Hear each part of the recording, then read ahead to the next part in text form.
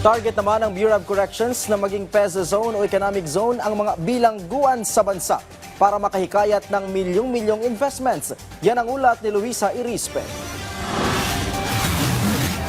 Hindi lang basta problema sa kulungan ang inaasahang mareresolba sa isinasagawang pagtitipon ng ASEAN countries para pag-usapan ang prison system sa iba't ibang bansa. Ayon sa Bureau of Corrections, inaasahan din na milyon-milyong investments ang papasok sa Pilipinas. Inilatag kasi ng Bureau of Corrections sa mga bansa sa rehiyon ang planong gawing PEZA zone o economic zone ang mga piitan sa bansa, partikular na ang Iwahig Prison and Penal Farm.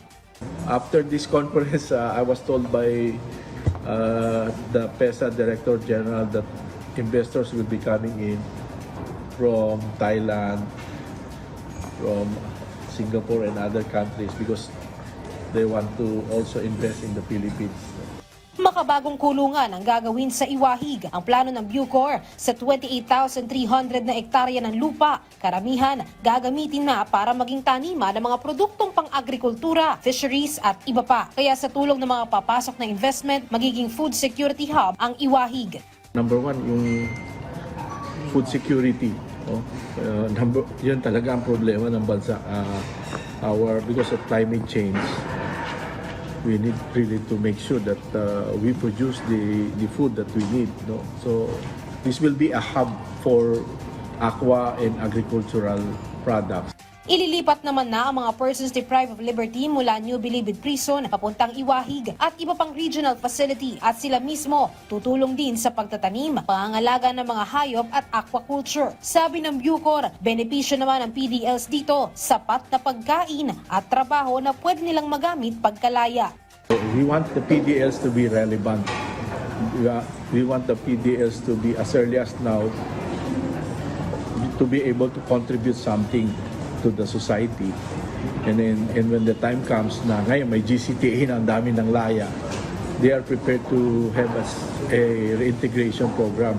They really need a better place to live. Kasi nagkakasakit sila dun. And then of course, this will not stop me from looking around. Maglalagay din tayo sa Region 1 hanggang BARM.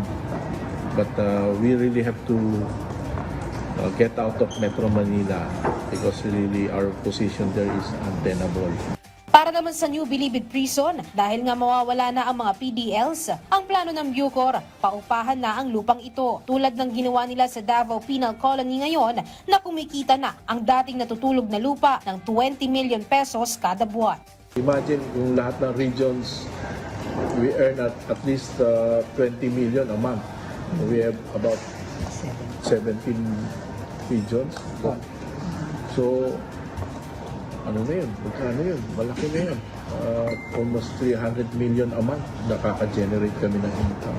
Positibo naman ng Bucor na ang planong ito mabubuo hanggang sa 2028 o hanggang matapos ang termino ni Pangulong Ferdinand R. Marcos Jr. Hindi lang basta food security, tinitignan din nila na maging daan ito para mas mapalakas pa ang turismo sa bansa. Luisa Irispe para sa Pambansang TV sa Bagong Pilipinas.